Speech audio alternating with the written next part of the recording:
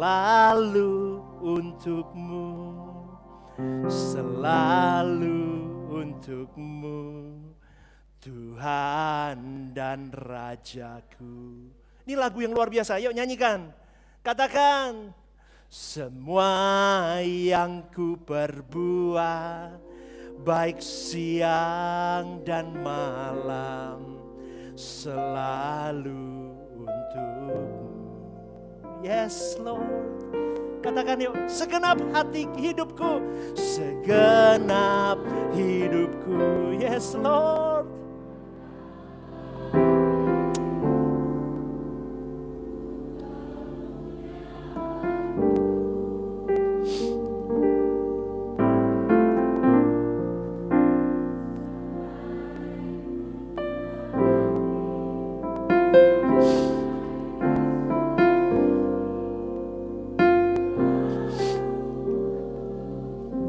Ini janji kita, saudaraku. Sampai ku tua nanti, sampai di surga nanti, selalu untukmu. Indah ya? Tapi tahukah saudaraku, banyak orang yang bisa menyanyikan lagu ini, tapi susah melakukannya. Ketika lagu ini disandingkan, kita nyanyikan, selalu untukmu. Berarti semua untuk Tuhan. Tidak ada lagi kepentingan yang ada di dalam diri kita, untuk kita, harga diri kita, agenda kita, kepentingan kita, cita-cita kita, semua all gone, hilang sudah. Maka ketika nyanyikan lagu ini, saya selalu gak tahan, karena seringkali saya masih menculasi Tuhan dalam hidup saya. Seringkali saya bisa berkata begini, aku belum layak nyanyikan lagu ini. Saya berjuang, saya tahu Anda pun juga berjuang dalam hari hidup. 24 jam, 7 hari. Kau berjuang untuk Tuhan, betul Bapak Ibu? Amin. Anda berjuang, saya tahu Anda berjuang. Bahkan Anda meratapi dirimu, bahkan kau memukul dadamu dan berkata, bodohnya aku masih gagal lagi di situ.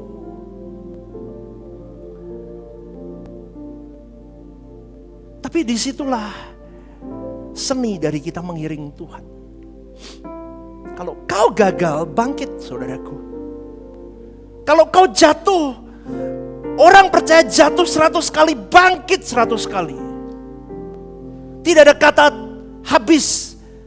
Tidak ada kata menyerah dengan keadaan hidup, dengan masalah yang ada, atau dengan dosa. Karena kau dan saya punya satu panutan yang kuat, yaitu pribadi Tuhan Yesus. Dia tidak pernah gagal. Dia terus bangkit, dia terus berjuang sempurna, menyempurnakan dirinya. Sampai dia menjadi pribadi yang indah di mata Elohim Yahweh Bapaknya. Tapi memang tidak mudah mengiring Tuhan, saudaraku. Karena jiwamu dan jiwaku diperebutkan oleh kuasa kegelapan. Mereka berusaha menghancurkan keluargamu, hidupmu, masa depanmu. Dia menunggu keremukanmu dan generasimu. Mereka menata rapi itu semua. Karena tidak boleh ada satu manusia pun fokus kepada Bapa. Itu agenda setan. Dan kita harus benar-benar jeli akan hal itu, saudaraku. Maka kalau Bapak Ibu hari ini mulai, kenapa ya aku doa gak ketemu Tuhan rasanya? Kenapa ya aku berdoa serasanya aku malas ke gereja juga, aku malas untuk berdoa baca firman, aku malas dengar lagu-lagu rohani, aku malas untuk ini dan itu tentang Tuhan. Ketika kau mengalami titik-titik jenuh, saudaraku, ingat, kehancuran menantimu dan menantiku. Kehancuran apa, pastor? Ketika kau mengalami kehancuran di bumi ini dengan semua strategi iblis yang dipasang atasmu dan atasku, saudaraku. Kita hancur di bumi, maka kita hancur di kekekalan. Betul, saudaraku? Itu muslihat yang diperangkapkan oleh iblis. Iblis lihai, dia dimulai dari kehancuran hati seseorang. Hati orang percaya dibidik, dihancurkan. Ketika hatinya hancur, hancur harapannya. Ketika harapannya hancur, hancur semangatnya. Ketika semangatnya hancur, hancur kepeduliannya, hancur kasihnya. Ketika semuanya hancur, generasinya pun hancur. Masa depannya hancur, studinya hancur, karirnya hancur, pernikahannya hancur, pelayanannya hancur, semua dalam lini hidupnya. Karena semangat pengharapan remuk, hatinya hancur. Maka orang itu akan hancur ludes, saudaraku. Maka masa depannya akan hancur. Kalau masa depannya sudah hancur, berantakan semua. Maka perangkap iblis itu dengan mudahnya mengambil jiwamu dan jiwaku. Kehancuran jiwa orang ini yang menjadi kemenangan dari kuasa kegelapan. Tapi tidak banyak orang aware akan hal ini. Ketika jiwamu hancur, maka kau akan masuk di dalam kejenuhan hidup. Depresi, stres, dan masih banyak lagi lainnya. Psikismu mulai bermasalah. Dan endingnya adalah kau kehilangan keselamatan kekalmu. Karena kau mulai meragukan Tuhan. Ini agenda besar kuasa gelap, saudaraku. Renungkan ini. Renungkan ini. Jangan main-main dengan hidupmu. Karena banyak orang tidak memahami peta kerja iblis. Banyak orang tidak tahu bahwa betapa terancamnya jiwamu. Dan manusia menganggap ini enteng. Ini hanya ocehan seorang pendeta di mimbar. Dengan kasih saya mengingatkan kepada saudara-saudari yang hadir pada pagi hari ini, Rehoboth Semarang. Tangisi jiwamu. Amin, saudaraku. Tangisi jiwamu. Maka setiap kali kau mulai redup, kau mulai jenuh, kau mulai ada di titik kau bosan dengan hal-hal rohani. Lagu tadi itu mengingatkan, selalu untukmu. Coba, selalu untukmu, Tuhan dan Rajaku. Yuk nyanyi bareng. Semua yang ku perbuat, baik siang dan malam, selalu untukmu. Katakan, saudaraku, segenap hidupku adalah milikmu, untuk kemuliaanmu. Sampai kapan, saudaraku? Katakan, sampai ku tua nanti, sampai di surga nanti, selalu untukmu. Segenap hidupku adalah milikmu. Jangan bingung ya, pendetanya gak bisa nyanyi, maklumi. Iso nyanyi ini bejo, ya, ya. Segenap hidupku adalah milikmu untuk kemuliaanmu. Tapi bagaimana dengan jiwa yang jenuh? Kita berada di dalam titik-titik jenuh, hati kita bukan buat Tuhan, fokus kita bukan buat Tuhan. Bagaimana kita bisa berkata segenap hidupku milikmu? Gak bisa, saudaraku. Saya percaya di antara kita pasti pernah mengalami yang namanya titik jenuh, saudaraku. Berangsur sampai perasaan kita bosan, malas ngikut Tuhan. Malas ke gereja, malas berdoa. Aku lebih asik kumpul sama teman-temanku, lebih asik aku nonton film dan sebagainya. Tapi hal semua itu tidak mengaitkan dirimu untuk bertumbuh secara rohani. Apalagi setelah COVID dipermudah dengan online, jemaat online. No, saudaraku, jangan. Jangan. Apalagi hal pelayanan, mereka sudah tidak lagi menyentuh. Momen-momen titik jenuh itu bisa dialami semua orang, saudaraku. Semua orang. Saya pun bisa mengalami itu. Tetapi ketika momen di mana jiwamu mulai di titik-titik jenuh itu, saudaraku, Itu adalah momen di mana ada sebuah isyarat atau signal untuk menunjukkan bahwa ada kedaruratan di dalam spiritualitasmu. Kau tidak bertumbuh. Tuhan mau berkata, "Nak, wake up, bangkit, ayo. Ayo kejar, bangkit lagi." Karena keadaan rohanimu ketika tidak bertumbuh, saudaraku, itu akan dipenuhi dengan perasaan bosan. Kamu tidak ada keinginan, ambisi untuk membangun imanmu. Itu tanda di mana kau dan saya sedang berada di luar kawasan Tuhan, saudaraku.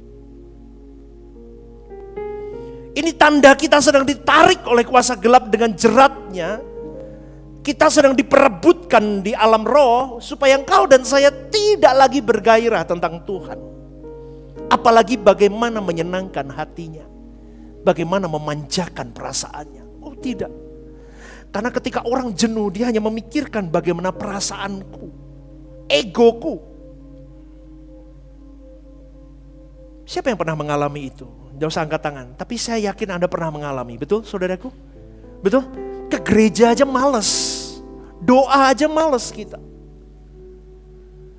Dan itu memang trik yang diberikan oleh kuasa gelap untuk menjaring kau dan saya. Dan itu dianggap wajar. Justru saudaraku, dalam keadaan titik-titik terendah kita itu, mestinya kita bertindak keluar dari keadaan itu. Kita berani berkata, aku harus bisa melewati momen ini. Secepat mungkin, sesegera mungkin. Aku harus paksa diriku untuk berdoa. Aku harus paksa diriku untuk terus duduk dekat kaki Tuhan. Aku harus paksa diriku untuk meninggalkan kebiasaan-kebiasaan yang memang tidak seharusnya aku ada, karena Tuhan tidak menikmati kebiasaanku itu ketika aku ada di titik rendah. Kalau boleh saya katakan, kita harus memenangkan perebutan jiwa kita dari kuasa gelap. Kita yang action, saudaraku. Kita yang bertindak. Itu semua tergantung kau dan saya. Tapi sayangnya banyak orang yang menyerah di tengah jalan. GSKI Rehoboth Semarang bukan gereja yang mudah, saudaraku. Saya mau kasih tahu kalian. Gereja ini baru berjalan hampir 4 tahun. Dengan segala pengiringan perjalanan gereja ini tidak mudah. Tapi satu hal di awal pelayanan saya minta sama Tuhan. Beri aku percepatanmu supaya aku mengerti apa yang harus aku khotbahkan. Apa yang harus aku share kepada jemaat. Aku harus mengalami dulu Tuhan, supaya khotbahku pun hidup. Tahukah saudaraku, gereja ini adalah gereja yang benar-benar berjalan dengan agenda Tuhan. Kalau Bapak Ibu bisa duduk di ruangan ini, dengan gedung seperti ini, dengan sound system yang ada, dengan semuanya, orang-orang yang ada, dengan semua hal. Itu kalau boleh saya katakan, saya sendiri kalau Anda tanya, bingung saudaraku. Ini semua karena anugerah Tuhan. Tetapi di dalam pengiringan saya kepada Elohim Yahweh Bapakku, di dalam doa-doa saya selalu berkata begini, itu dari awal Tuhan sertakan orang-orang yang satu filosofi sama saya. Filosofi GSKI itu 3 pilar, jelas, amin Bapak Ibu. 3 pilar, tidak boleh dikurangi, tidak boleh diganggu gugat. Kesucian hidup. Maka sekali lagi Bapak Ibu, orang-orang yang mau ikut melayani di sini, orang-orang yang mau tertanam di sini, harus orang-orang yang benar-benar mau berjuang di dalam kesucian hidup. Kalau kau tidak berjuang sungguh-sungguh di sini, susah saudaraku. Pastor sudah suci, saya berjuang untuk terus sempurna setiap hari. Battleku dan battlemu harian, amin. Amin. Perjuanganmu dan perjuangku adalah harian. Hari ini yang penting bisa dilewati. Aku menyenangkan hati Bapakku. Bapakku tersenyum, aku menang. Tidur, besok bangun pagi, fight lagi, kita berjuang lagi. pegang kekudusan hidup. Dari matahari terbit kau melek mata. Kekudusan itu tidak boleh diganggu gugat. Karena Bapa sendiri berkata, kuduslah kamu. Sebab aku kudus. Kalau kau tidak kudus, kau tidak bisa menghampiri Dia. Gereja ini, gereja yang saya tanamkan 3 pilar. Dan semua para pelayan Tuhan yang ikut gerbong ini harus kekudusan hidup. Kalau berpuluh tahun, ingat doa gembalamu, tampi orang yang tidak kudus hidupnya. Bapak Ibu dengarkan, saya sering ngomong gitu kan? Dari zaman di Canti saya sudah ngomong. Tampi orang yang tidak kudus hidupnya. Loh pastor, berarti tidak boleh yang tidak kudus. Oh, bukan begitu. Maksud saya, kau tahu kebenaran, kau ngerti kau harus berjuang mengkuduskan dirimu di mata Bapa, tapi kau tidak mau berjuang, kau dieliminasi oleh Tuhan. Karena ini proyek besar, saudaraku. Proyek kekekalan. Bukan proyek hanya untuk memenuhi bangku-bangku kosong, bukan. Tapi proyek membawa setiap jiwa yang duduk di sini sampai di langit baru, bumi baru. Amin saudaraku, berikan tepuk tangan untuk Tuhan. Ini proyek yang tidak gampang. Dituntutlah gembalanya dulu. Saya dulu yang harus kudus hidupnya. Supaya bisa jadi contoh buat Anda. Tapi kalau Anda tidak mau berjuang hidup kudus, kau ikuti ajaran di sini, habis hidupmu susah. Nanti Anda akan berpikir bahwa saya nyerang Anda di mimbar. Saya tidak pernah menyerang siapapun. Saya menyerang manusia lamamu. Amin. Manusia lamamu yang harus dibidik. Saya tidak personal atas dirimu. Tapi saya serang manusia lamamu supaya berubah hidupmu. Model gini aja kau masih belum berubah. Kekudusan hidup tidak bisa ditawar. Tapi orang yang hidupnya kudus pasti bertanggung jawab dalam hidupnya. Kau dikasih pelayanan, kau tanggung jawab all out 100% buat Tuhan. Kerja serius. Menikah dengan tanggung jawab. Studi tanggung jawab. All about you. Itu Tuhan. Kenapa? Karena mereka fokusnya untuk Tuhan. Langit baru, bumi baru. Maka saudaraku, sekali lagi saya ngomong. Di gereja Rehoboth Semarang tidak boleh ada yang sakit hati pelayanan. Amin. Amin. Kenapa pastor ngomong gitu? Biar nih. Saya ngomong terang-terangan. Saya sudah capek lihat gereja-gereja yang isinya bentrok di dalam pelayanan. Bocah cilik, gelut. Amin. Ribut yang gak perlu. Perkara baju warnanya beda, ya wis lah. Itu gak mempengaruhi keselamatan kok. Amin. Amin. Hal kecil. Tapi belajarlah untuk kau benar-benar fokus ketika pemimpinmu mungkin kurang fit, kurang enak sampein ke Anda. Udah gak usah ngambek. Coba Yesus kalau ngambek hari itu. Gak ada kayu salib hari ini. Betul? Pernah bayangin gak Yesus ngambek? Mutung pelayanan. Ah Bapak, koyong ini yo. Dunia kayak begini yo. Enggak, aku enggak mau. Yesus, kamu ndak harus nurut sama saya. Wah, ngapain? Koyong ini manusianya bocengli kok. Ndak ada keselamatan. Coba mikir saudaraku, Kristen itu seperti? Sudah belum kita? Tanya dirimu, sudah belum saya seperti Kristus? Maka tadi saya ngomong berkali-kali, ketika kau mengalami titik jenuh, kau sedang bosan dengan hidup, kau sedang bosan dengan urusan dengan Tuhan, berarti ada sesuatu yang menyebabkan itu semua, dan kau diperangkap iblis, dan akhirnya kita kewalahan dan tidak bisa keluar dari cengkeraman itu. Karena banyak orang berpikir, enggak apa-apa, relax dulu ah. Aku baru bosan kok sama pelayanan, aku baru bosan kok sama doa pagi, aku baru bosan kok sama ini dan itu. Oh, jangan main-main saudaraku, itu sebuah kesalahan responmu. Ketika kau berkata iseng, enggak apa-apa, 1 bulan lah aku mau skip dulu, bosan. Dengar baik-baik. Dari kata iseng itu, kau bisa tertawan nanti. Dan ketika kau sudah tertawan nanti, Manusia yang dulunya kau benar-benar buat Tuhan karena ada sesuatu yang belum klimaks, kau tidak bereskan, kau iseng, lama-lama kau tertawan dan akhirnya kau mulai berubah pola pikirmu, hatimu. Kenapa? Kau mulai memberi hidupmu untuk dunia nanti secara tidak langsung. Itu saya pernah mengalami, saudaraku. Akhirnya kau memberi harapan tinggi kepada dunia ketimbang kepada Tuhan. Seharusnya, saudaraku, ketika kau berada di titik jenuhmu, kau harus punya me time sama Tuhan. Kita bisa, ketika jenuh, saya begitu saudaraku, ketika saya jenuh, pelayan itu menjenuhkan kadang, jujur aja.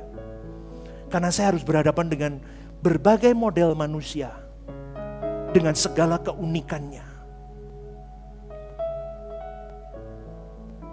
Di awal-awal saya menggembalakan saudaraku, saya jatuh bangun, betul. Tapi hari ini saya sudah lebih baik. Titik jenuh itu tidak sampai di bottom begini. Saya kerasa sedikit gegek-gegek, ini saya sudah mulai masuk kamar doa. Gegek-gegek kayak kapal kena turbulensi, goyang-goyang dikit itu saya sudah tahu. Anda kalau dekat sama Tuhan, Anda maksud saya pasti paham. Anda masuk kamar doa, Anda bisa sedalamnya hatiku kau pun tahu. Dan kasih-Mu tak jauh dalam jiwaku. Di dalam kesesakan, di dalam kemenangan, ku tahu Engkau selalu bersamaku. Saya bisa nyanyi itu, saya menangis. Nikmat saudaraku. Coba deh resep ini dicoba saudaraku. Apa yang bisa membuat seseorang jenuh? Mungkin kecewa dengan pribadi orang lain. Dengan orang tuamu, orang tua rohanimu, dengan teman pelayananmu, teman sekerjamu, anakmu, siapapun itu. Atau dengan keadaan-keadaan hidup yang membuat kau terpukul dan kau jenuh. Kenapa? Karena kau berkata seakan-akan Tuhan tidak ada di pihakku. Sampai engkau merana dan kau kering dan kau sendiri. Dan kau berkata, kenapa aku harus mengalami ini Tuhan? Di mana kau? Kalau di gereja ini saya ajarkan jangan tanya di mana kau, karena Tuhan selalu ada bersamamu. Seharusnya kau tanya rema apa yang kau titipkan atasku melalui masalah ini. Itu orang yang tidak jenuh. Dia akan berjuang menemukan, dia mau pinter gitu loh. Dia mau sampai di titik, kalau kita kan gak mau cuman TK, SD, SMP, SMA, betul gak saudaraku? Kita mau S1, kita mau S2, kita mau S3. Ikut Tuhan pun sama, sampai kita ahli, mengerti perasaan Tuhan melalui masalah hidup. Maka lagu tadi benar. Kita tahu bahwa Allah selalu beserta kita. Udah itu gak usah ditanyain Tuhan di mana kau. Pasti ada, amin. Amin, ini kuncinya dulu. Tuhan pasti ada. Tuhan pasti beserta. Udah, gak usah ditanyain Tuhan kau di mana. Udah deh, itu cengeng tuh anak bayi, saudaraku. Itu bukan GSKI banget deh. Amin. Amin. Lu kok enggak amin ya? Kok enggak ada aminnya? Amin. GSKI enggak begitu. GSKI enggak usah tanya di mana Tuhan. Tuhan pasti ada bersama dengan kita. Berikan tepuk tangan dulu. Itu GSKI. Anak GSKI harus tahu itu. Tapi anak GSKI punya satu konsep yang sama. Pesanmu apa dari masalah ini? Itu baru kelasnya naik. Kalau aku jenuh, kenapa aku jenuh? Cari masalah buatmu jenuh. Ada unsur kecewa kah? Ada unsur marah kah? Atau unsur yang lain? Temukan ini, habisi ini. Itu PR kita. Caranya gimana pastor? Caranya menghabisi ini, dipertemukan yang menghabisi jiwamu terus. Tuhan temukan orang-orang yang semakin sulit, keadaan-keadaan yang semakin sulit, yang terus menggigitmu setiap saat sampai engkau berkata, ini piye aku gak ada jalan keluar. Tuhan mau ngomong begini, jalan keluarmu aku nak. Sampai engkau terjepit di ujung dan kau tidak bisa apa-apa seperti ini. Aku di ujung. Apa jalan keluarku? Jalan keluarmu mengadah ke atas. Untuk apa Bapak? Sampai engkau habis agendamu, rencanamu, semua plan hidupmu habis, diganti dengan planku. Supaya engkau tidak lagi tercengkram dengan agenda setan, tapi kau tercengkram dengan agendaku. Itulah hidup orang percaya sesungguhnya. Amin saudaraku. Berikan tepuk tangan untuk Tuhan. Itu susah loh, jadi Kristen begini susah saudaraku. Karena banyak orang yang tidak fokus, dia tenggelam, habis oleh rencana iblis, dia ditenggelamkan. Sampai mereka terlanjur memberi pengharapan tinggi kepada dunia dan tidak bisa lagi mengumpulkan harta di surga. Karena mata hati mereka sudah gelap. Matius 6 ayat 23 berkata, jika matamu jahat, gelaplah seluruh tubuhmu. Jadi jika terang yang ada padamu gelap, betapa gelapnya kegelapan itu. Maka sekali lagi saudaraku, usaha menggelapkan mata ini, itu dilakukan iblis berulang-ulang kali dalam hidup manusia sepanjang dia hidup. Karena iblis mau kau dan saya jadi miliknya, jadi sekutunya, jadi anggotanya. Karena iblis memakai seluruh sarana hidup kita dengan segala keindahan dunia ini, supaya setiap orang percaya terjebak, terikat, dan mereka tidak menghargai, tidak mengasihi Tuhan secara pantas. Betul loh, saya tuh kayak orang gila di kamar doa Bapak Ibu. Saya mau membereskan titik jenuh saya tuh sampai lagu GSKI satu album, lagu luar satu album, ora ketemu. Sampai di titik-titik saya depresi dengan saya, how Lord, bagaimana saya bisa wake up and strong properly. Karena saya tahu ketika saya hancur, umat di sini hancur.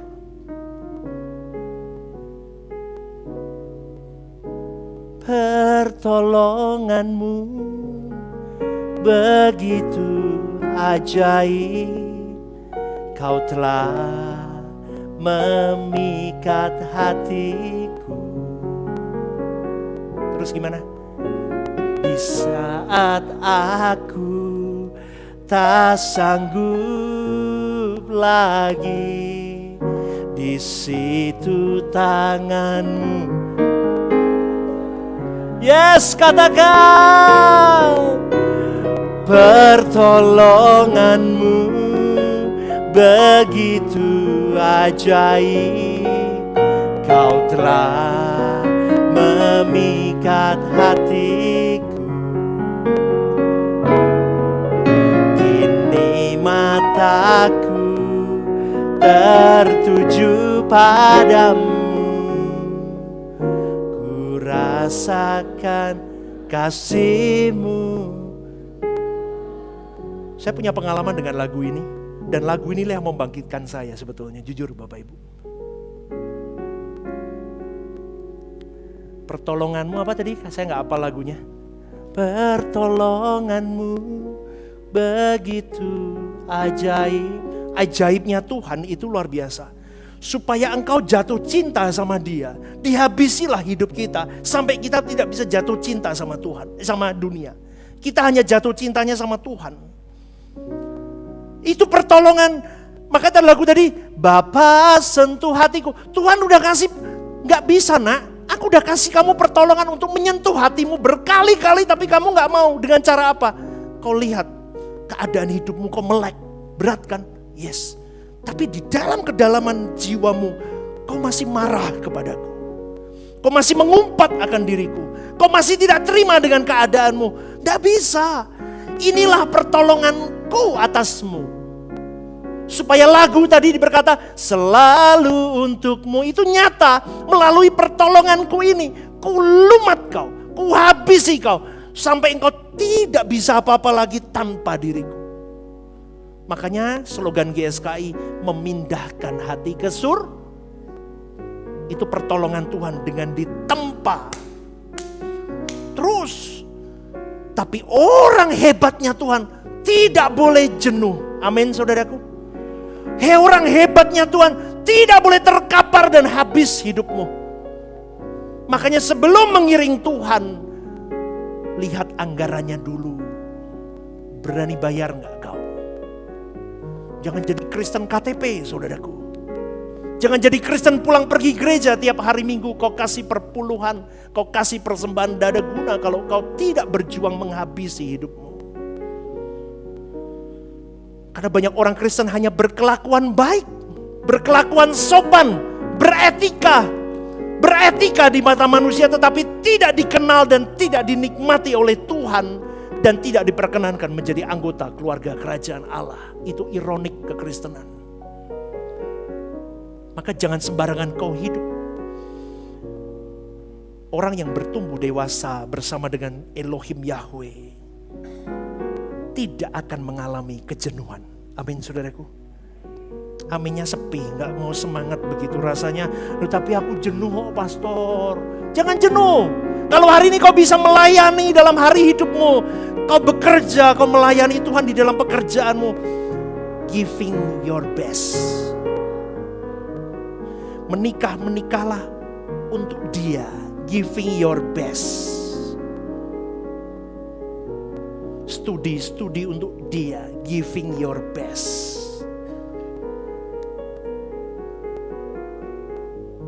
Maka kalau konsep kita sudah di titik ini, saudaraku, kita matang, kita menapaki hari hidup itu kita matang.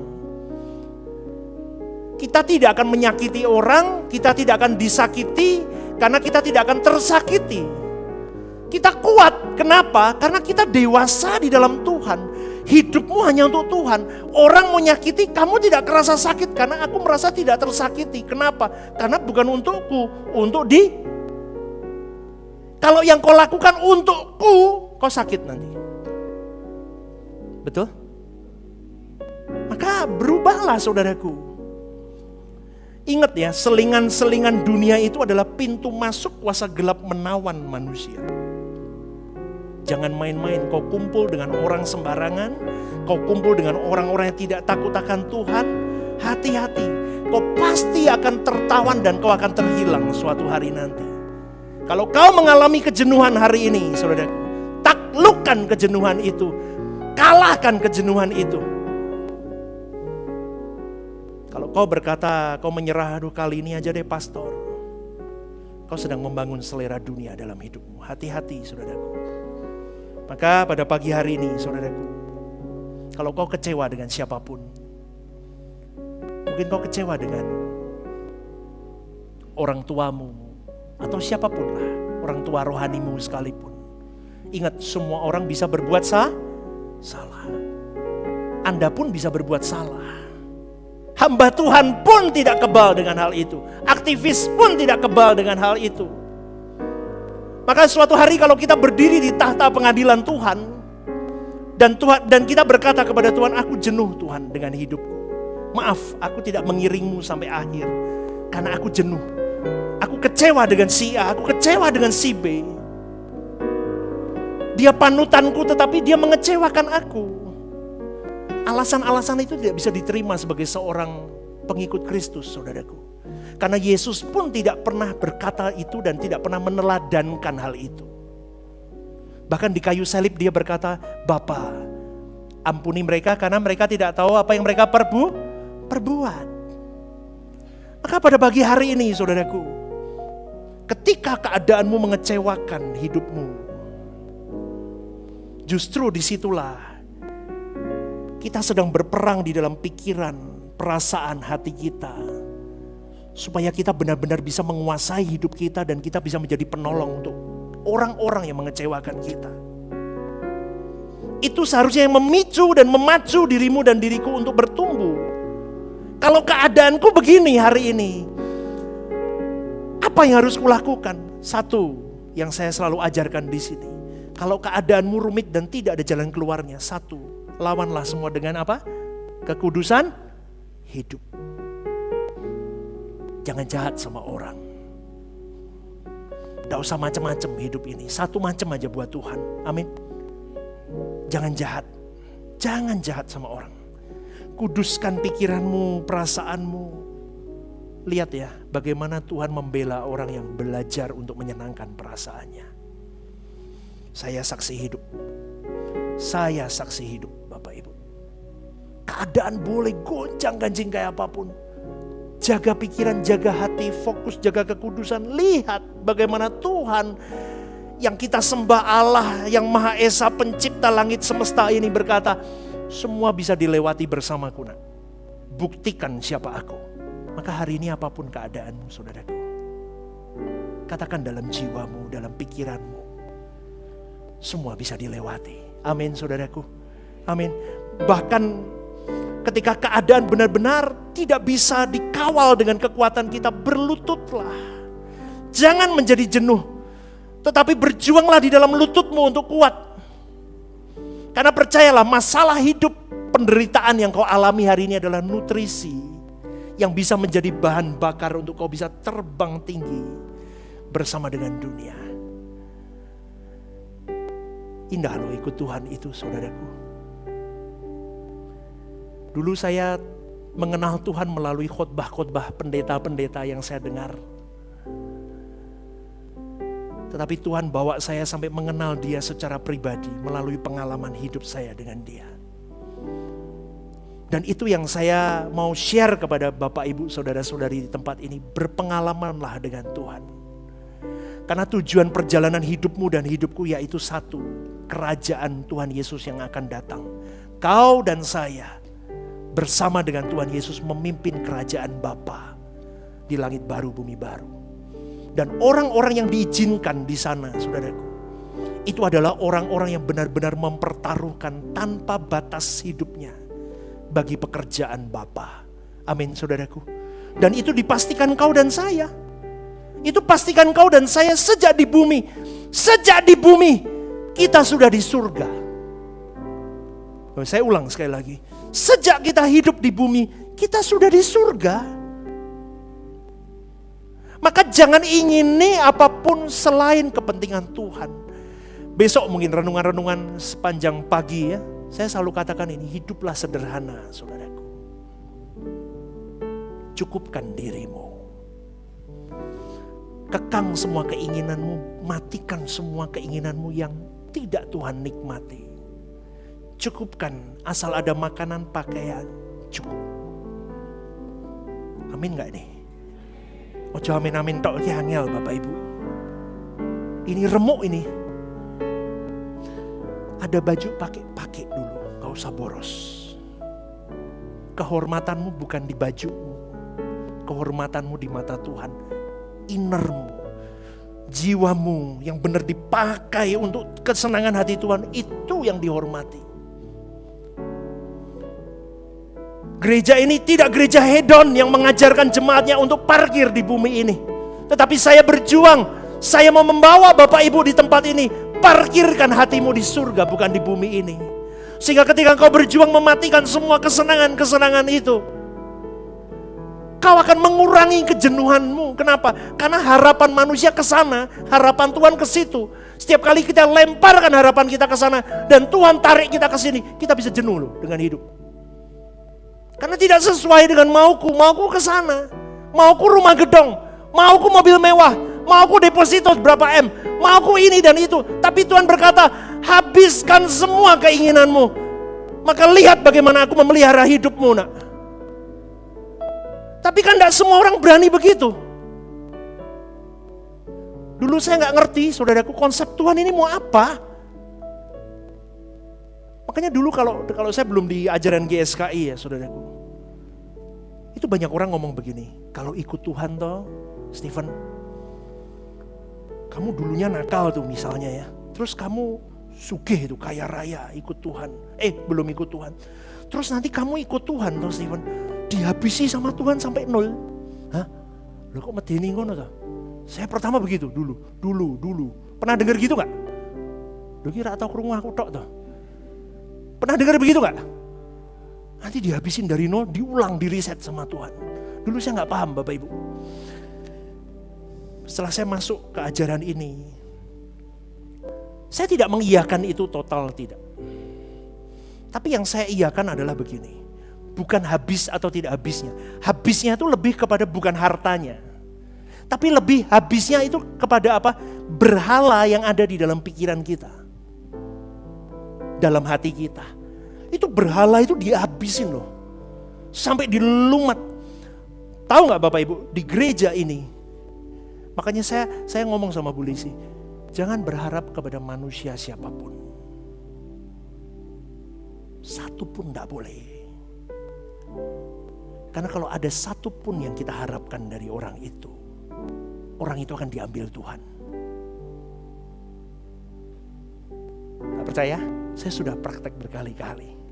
Pahami yang saya khotbah. Anda mudeng atau tak khotbah ini mudeng. Kenapa jenuh? Karena lemparanmu, jalamu kamu ke sana. Bam! Padahal Tuhan nyuruhnya ke sini. Kecewa. Tapi dari kecewa itu tadi konsep yang tadi dunia ngomong, saya jelaskan. Ilahmu, keinginanmu, dagingmu, nafsumu, habis. Tahu gak Bapak Ibu, sampai hari ini,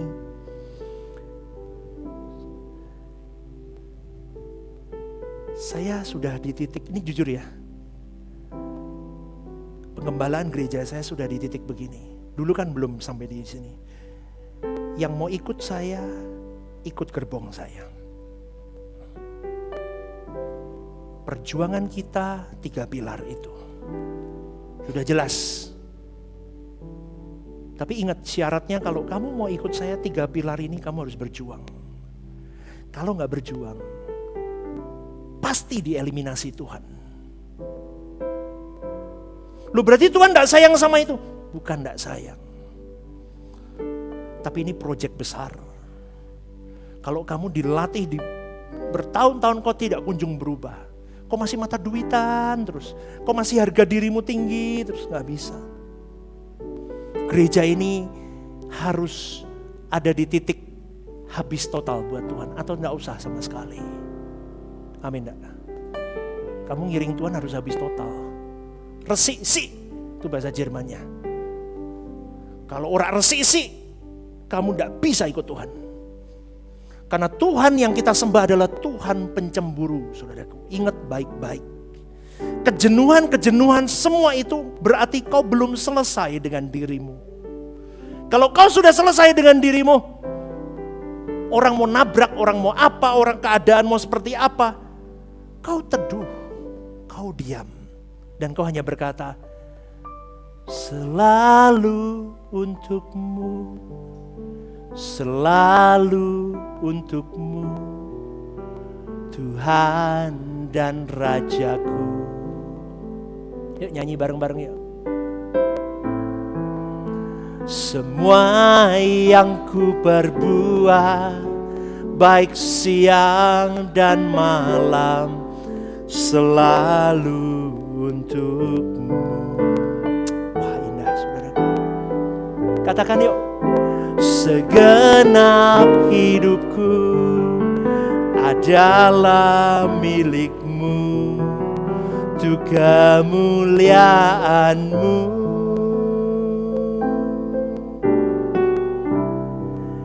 Sampai ku tua nanti, sampai di surga nanti, selalu untukmu. Lagi yuk katakan, selalu untukmu, Bapakku Elohim Yahweh. Selalu untukmu, Tuhan dan Rajaku. Semua yang ku perbuat, baik siang dan malam, selalu untukmu Bapa. Kau kekasih hatiku, katakan, segenap hidupku adalah milikmu, untuk kemuliaanmu.